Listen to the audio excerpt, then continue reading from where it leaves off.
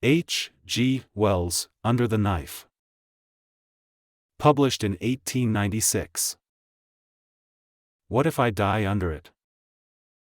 The thought recurred again and again, as I walked home from Haddon's. It was a purely personal question. I was spared the deep anxieties of a married man, and I knew there were few of my intimate friends but would find my death troublesome chiefly on account of their duty of regret. I was surprised indeed, and perhaps a little humiliated, as I turned the matter over, to think how few could possibly exceed the conventional requirement. Things came before me stripped of glamour, in a clear dry light, during that walk from Haddon's house over Primrose Hill. There were the friends of my youth. I perceived now that our affection was a tradition, which we foregathered rather laboriously to maintain. There were the rivals and helpers of my later career. I suppose I had been cold-blooded or undemonstrative, one perhaps implies the other. It may be that even the capacity for friendship is a question of physique. There had been a time in my own life when I had grieved bitterly enough at the loss of a friend, but as I walked home that afternoon the emotional side of my imagination was dormant. I could not pity myself, nor feel sorry for my friends, nor conceive of them as grieving for me. I was interested in this deadness of my emotional nature, no doubt a concomitant of my stagnating physiology, and my thoughts wandered off along the line it suggested.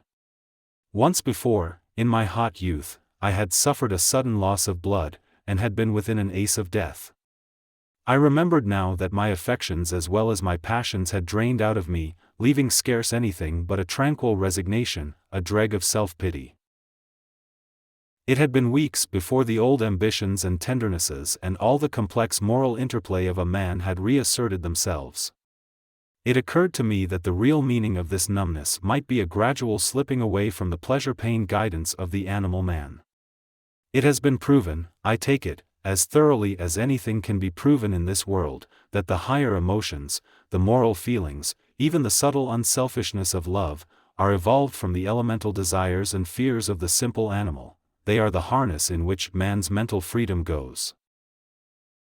And it may be that as death overshadows us, as our possibility of acting diminishes, this complex growth of balanced impulse, propensity, and aversion, whose interplay inspires our acts, goes with it.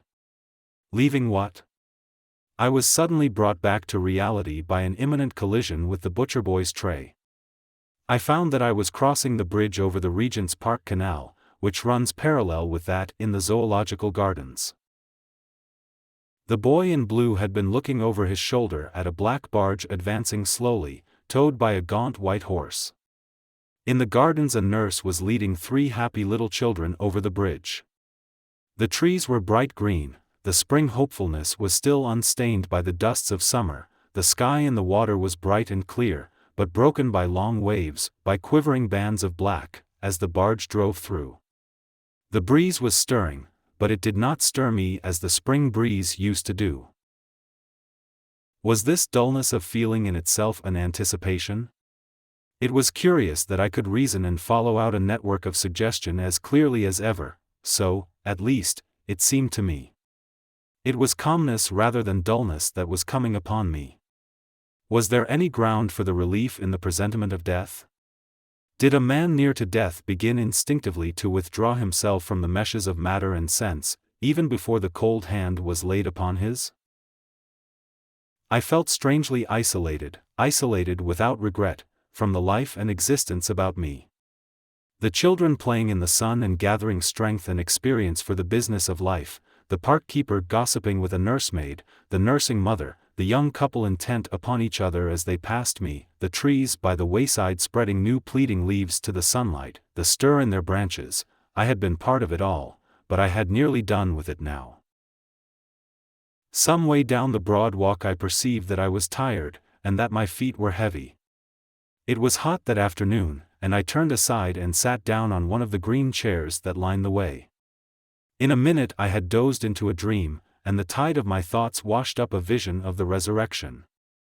I was still sitting in the chair, but I thought myself actually dead, withered, tattered, dried, one eye I saw pecked out by birds. "Awake!"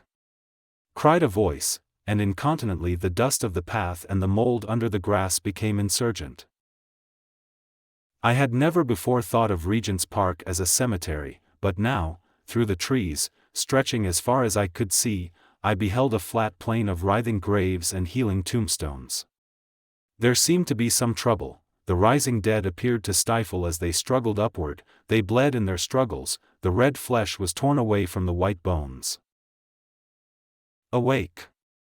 cried a voice, but I determined I would not rise to such horrors. "Awake!" They would not let me alone. "Wake up!" said an angry voice. A Cockney angel. The man who sells the tickets was shaking me, demanding my penny. I paid my penny, pocketed my ticket, yawned, stretched my legs, and, feeling now rather less torpid, got up and walked on towards Langham Place. I speedily lost myself again in a shifting maze of thoughts about death. Going across Marylebone Road into that crescent at the end of Langham Place, I had the narrowest escape from the shaft of a cab, and went on my way with a palpitating heart and a bruised shoulder.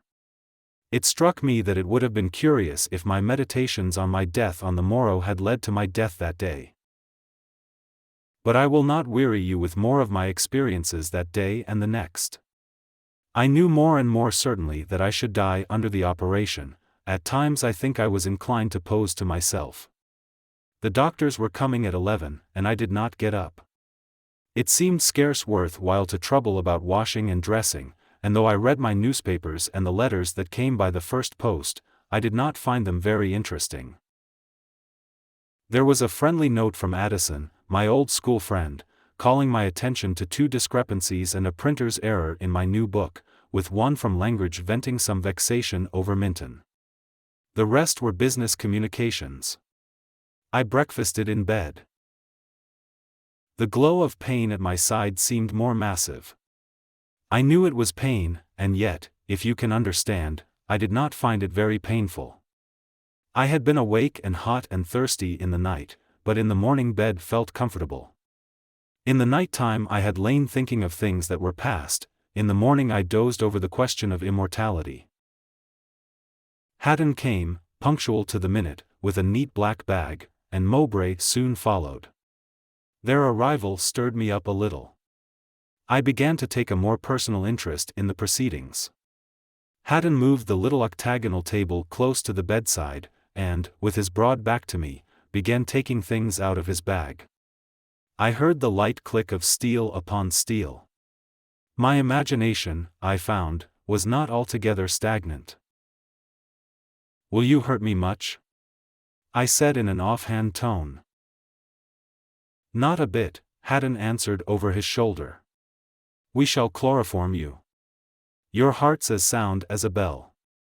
And as he spoke, I had a whiff of the pungent sweetness of the anesthetic. They stretched me out, with a convenient exposure of my side, and, almost before I realized what was happening, the chloroform was being administered. It stings the nostrils, and there is a suffocating sensation at first. I knew I should die, that this was the end of consciousness for me. And suddenly I felt that I was not prepared for death. I had a vague sense of a duty overlooked, I knew not what. What was it I had not done? I could think of nothing more to do, nothing desirable left in life, and yet I had the strangest disinclination to death. And the physical sensation was painfully oppressive. Of course the doctors did not know they were going to kill me. Possibly I struggled. Then I fell motionless, and a great silence, a monstrous silence, and an impenetrable blackness came upon me. There must have been an interval of absolute unconsciousness, seconds or minutes. Then with a chilly, unemotional clearness, I perceived that I was not yet dead. I was still in my body, but all the multitudinous sensations that come sweeping from it to make up the background of consciousness had gone, leaving me free of it all. No, not free of it all, for as yet something still held me to the poor stark flesh upon the bed, held me, yet not so closely that I did not feel myself external to it, independent of it, straining away from it. I do not think I saw, I do not think I heard, but I perceived all that was going on, and it was as if I both heard and saw. Haddon was bending over me, Mowbray behind me. The scalpel, it was a large scalpel, was cutting my flesh at the side under the flying ribs. It was interesting to see myself cut like cheese, without a pang, without even a qualm. The interest was much of a quality with that one might feel in a game of chess between strangers. Haddon's face was firm and his hand steady, but I was surprised to perceive how I know not that he was feeling the gravest doubt as to his own wisdom in the conduct of the operation. Mowbray's thoughts, too, I could see. He was thinking that Haddon's manner showed too much of the specialist. New suggestions came up like bubbles through a stream of frothing meditation, and burst one after another in the little bright spot of his consciousness. He could not help noticing and admiring Haddon's swift dexterity, in spite of his envious quality and his disposition to detract. I saw my liver exposed. I was puzzled at my own condition. I did not feel that I was dead, but I was different in some way from my living self. The gray depression, that had weighed on me for a year or more and colored all my thoughts, was gone. I perceived and thought without any emotional tint at all. I wondered if everyone perceived things in this way under chloroform, and forgot it again when he came out of it. It would be inconvenient to look into some heads, and not forget. Although I did not think that I was dead, I still perceived quite clearly that I was soon to die. This brought me back to the consideration of Haddon's proceedings. I looked into his mind, and saw that he was afraid of cutting a branch of the portal vein. My attention was distracted from details by the curious changes going on in his mind. His consciousness was like the quivering little spot of light which is thrown by the mirror of a galvanometer. His thoughts ran under it like a stream, some through the focus bright and distinct, some shadowy in the half-light of the edge. Just now the little glow was steady, but the least movement on Mowbray's part, the slightest sound from outside, even a faint difference in the slow movement of the living flesh he was cutting, set the light spot shivering and spinning. A new sense impression came rushing up through the flow of thoughts, and lo! The light spot jerked away towards it, swifter than a frightened fish. It was wonderful to think that upon that unstable, fitful thing depended all the complex motions of the man, that for the next 5 minutes, therefore, my life hung upon its movements. And he was growing more and more nervous in his work. It was as if a little picture of a cut vein grew brighter, and struggled to oust from his brain another picture of a cut falling short of the mark. He was afraid, his dread of cutting too little was battling with his dread of cutting too far. Then, suddenly, like an escape of water from under a locked gate, a great uprush of horrible realization set all his thoughts swirling, and simultaneously I perceived that the vein was cut. He started back with a hoarse exclamation, and I saw the brown-purple blood gather in a swift bead, and run trickling. He was horrified. He pitched the red-stained scalpel onto the octagonal table, and instantly both doctors flung themselves upon me, making hasty and ill-conceived efforts to remedy the disaster. "Ice," said Mowbray, gasping. But I knew that I was killed, though my body still clung to me. I will not describe their belated endeavors to save me, though I perceived every detail. My perceptions were sharper and swifter than they had ever been in life, my thoughts rushed through my mind with incredible swiftness, but with perfect definition. I can only compare their crowded clarity to the effects of a reasonable dose of opium. In a moment it would all be over, and I should be free. I knew I was immortal, but what would happen I did not know. Should I drift off presently, like a puff of smoke from a gun, in some kind of half-material body, an attenuated version of my material self? Should I find myself suddenly among the innumerable hosts of the dead, and know the world about me for the phantasmagoria it had always seemed? Should I drift to some spiritualistic séance, and there make foolish, incomprehensible attempts to effect a purblind medium? It was a state of unemotional curiosity, of colorless expectation. And then I realized a growing stress upon me, a feeling as though some huge human magnet was drawing me upward out of my body. The stress grew and grew. I seemed an atom for which monstrous forces were fighting. For one brief, terrible moment sensation came back to me. That feeling of falling headlong which comes in nightmares, that feeling 1,000 times intensified, that and a black horror swept across my thoughts in a torrent. Then the two doctors, the naked body with its cut side, the little room, swept away from under me and vanished, as a speck of foam vanishes down an eddy. I was in mid-air. Far below was the West End of London, receding rapidly, for I seemed to be flying swiftly upward, and as it receded, passing westward like a panorama. I could see, through the faint haze of smoke, the innumerable roofs chimney-set, the narrow roadways, stippled with people and conveyances, the little specks of squares, and the church steeples like thorns sticking out of the fabric. But it spun away as the earth rotated on its axis, and in a few seconds, as it seemed, I was over the scattered clumps of town about Ealing, the little Thames a thread of blue to the south, and the Chiltern Hills and the North Downs coming up like the rim of a basin, far away and faint with haze. Up I rushed. And at first I had not the faintest conception what this headlong rush upward could mean. Every moment the circle of scenery beneath me grew wider and wider, and the details of town and field, of hill and valley, got more and more hazy and pale and indistinct. A luminous gray was mingled more and more with the blue of the hills and the green of the open meadows, and a little patch of cloud, low and far to the west, shone ever more dazzlingly white.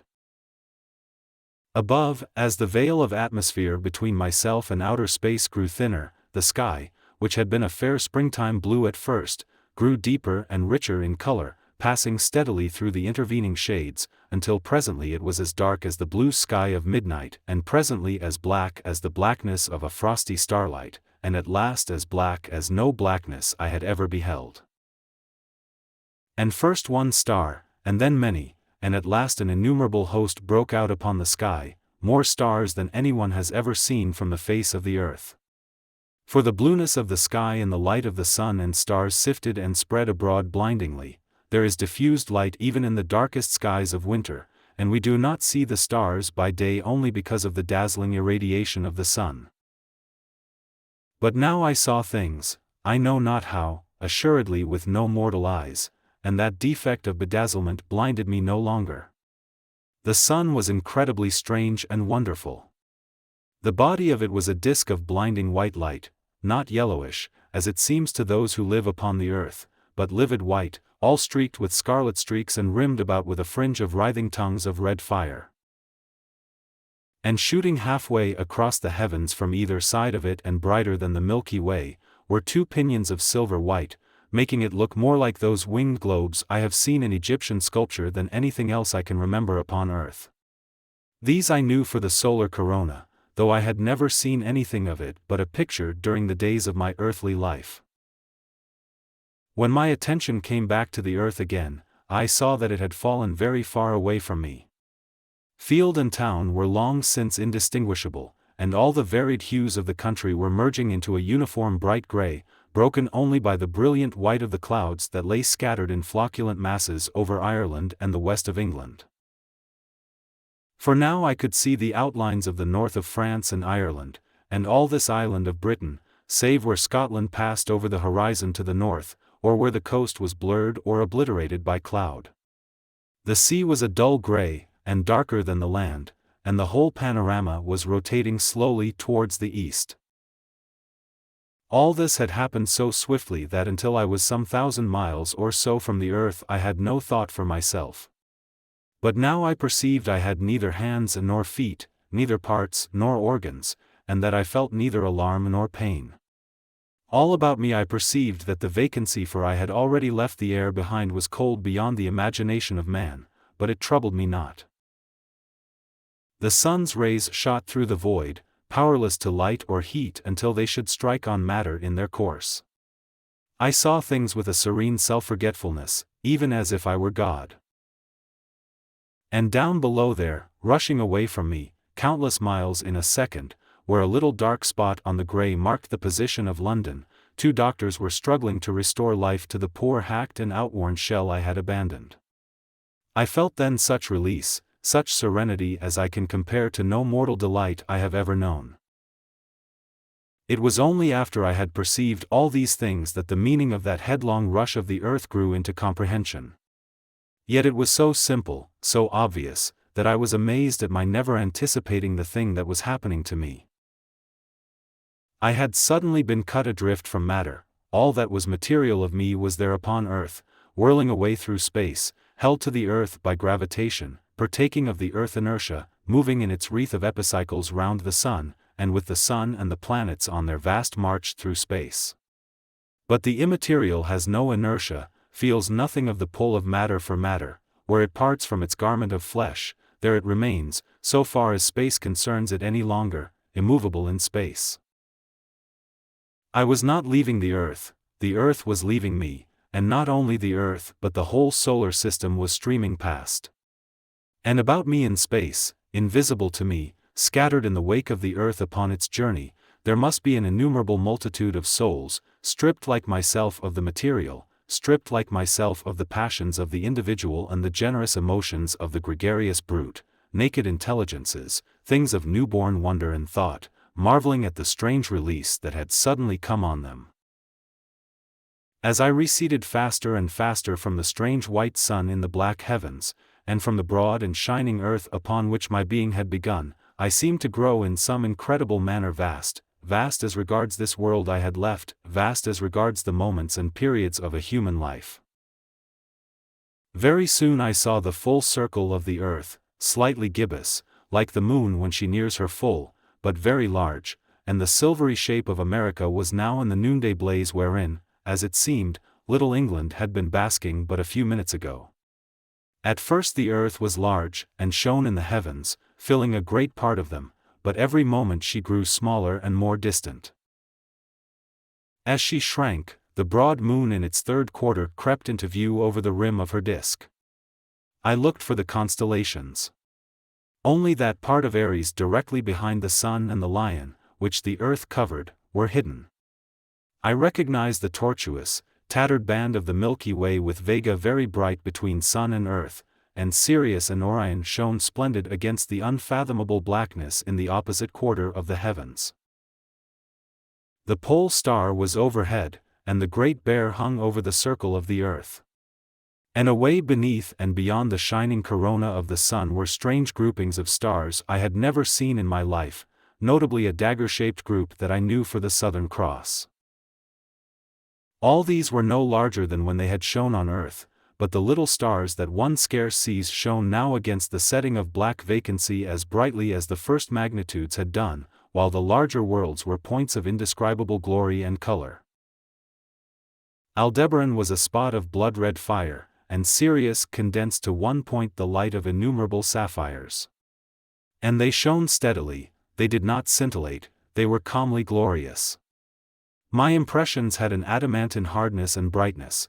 There was no blurring softness, no atmosphere, nothing but infinite darkness set with the myriads of these acute and brilliant points and specks of light. Presently, when I looked again, the little earth seemed no bigger than the sun, and it dwindled and turned as I looked, until in a second space, as it seemed to me, it was halved, and so it went on swiftly dwindling. Far away in the opposite direction, a little pinkish pin's head of light, shining steadily, was the planet Mars. I swam motionless in vacancy, and, without a trace of terror or astonishment, watched the speck of cosmic dust we call the world fall away from me. Presently it dawned upon me that my sense of duration had changed, that my mind was moving not faster but infinitely slower, that between each separate impression there was a period of many days. The moon spun once round the earth as I noted this, and I perceived clearly the motion of Mars in his orbit. Moreover, it appeared as if the time between thought and thought grew steadily greater, until at last 1,000 years was but a moment in my perception. At first the constellations had shone motionless against the black background of infinite space, but presently it seemed as though the group of stars about Hercules and the Scorpion was contracting, while Orion and Aldebaran and their neighbors were scattering apart. Flashing suddenly out of the darkness there came a flying multitude of particles of rock, glittering like dust specks in a sunbeam, and encompassed in a faintly luminous cloud. They swirled all about me, and vanished again in a twinkling far behind. And then I saw that a bright spot of light, that shone a little to one side of my path, was growing very rapidly larger, and perceived that it was the planet Saturn rushing towards me. Larger and larger it grew, swallowing up the heavens behind it, and hiding every moment a fresh multitude of stars. I perceived its flattened, whirling body, its disc-like belt, and 7 of its little satellites. It grew and grew, till it towered enormous, and then I plunged amid a streaming multitude of clashing stones and dancing dust particles and gas eddies, and saw for a moment the mighty triple belt like 3 concentric arches of moonlight above me, its shadow black on the boiling tumult below. These things happened in 1/10 of the time it takes to tell them. The planet went by like a flash of lightning. For a few seconds it blotted out the sun, and there and then became a mere black, dwindling, winged patch against the light. The earth, the mother mode of my being, I could no longer see. So with a stately swiftness, in the profoundest silence, the solar system fell from me as it had been a garment, until the sun was a mere star amid the multitude of stars, with its eddy of planet specks lost in the confused glittering of the remoter light. I was no longer a denizen of the solar system, I had come to the outer universe, I seemed to grasp and comprehend the whole world of matter. Ever more swiftly the stars closed in about the spot where Antares and Vega had vanished in a phosphorescent haze, until that part of the sky had the semblance of a whirling mass of nebulae, and ever before me yawned vaster gaps of vacant blackness, and the stars shone fewer and fewer. It seemed as if I moved towards a point between Orion's belt and sword, and the void about that region opened vaster and vaster every second, an incredible gulf of nothingness into which I was falling. Faster and ever faster the universe rushed by, a hurry of whirling motes at last, speeding silently into the void. Stars glowing brighter and brighter, with their circling planets catching the light in a ghostly fashion as I neared them, shone out and vanished again into inexistence. Faint comets, clusters of meteorites, winking specks of matter, eddying light points, whizzed past, some perhaps 100 millions of miles or so from me at most, few nearer, traveling with unimaginable rapidity, shooting constellations, momentary darts of fire, through that black, enormous night. More than anything else it was like a dusty draught, sunbeam lit. Broader and wider and deeper grew the starless space, the vacant beyond, into which I was being drawn. At last a quarter of the heavens was black and blank, and the whole headlong rush of stellar universe closed in behind me like a veil of light that is gathered together. It drove away from me like a monstrous jack-o'-lantern driven by the wind. I had come out into the wilderness of space. Ever the vacant blackness grew broader, until the hosts of the stars seemed only like a swarm of fiery specks hurrying away from me, inconceivably remote, and the darkness, the nothingness and emptiness, was about me on every side. Soon the little universe of matter, the cage of points in which I had begun to be, was dwindling, now to a whirling disk of luminous glittering, and now to 1-minute disk of hazy light. In a little while it would shrink to a point, and at last would vanish altogether. Suddenly feeling came back to me, feeling in the shape of overwhelming terror, such a dread of those dark vastitudes as no words can describe, a passionate resurgence of sympathy and social desire. Were there other souls, invisible to me as I to them, about me in the blackness? Or was I indeed, even as I felt, alone? Had I passed out of being into something that was neither being nor not being? The covering of the body, the covering of matter, had been torn from me, and the hallucinations of companionship and security. Everything was black and silent. I had ceased to be. I was nothing. There was nothing, save only that infinitesimal dot of light that dwindled in the gulf. I strained myself to hear and see, and for a while there was naught but infinite silence, intolerable darkness, horror, and despair. Then I saw that about the spot of light into which the whole world of matter had shrunk there was a faint glow. And in a band on either side of that the darkness was not absolute.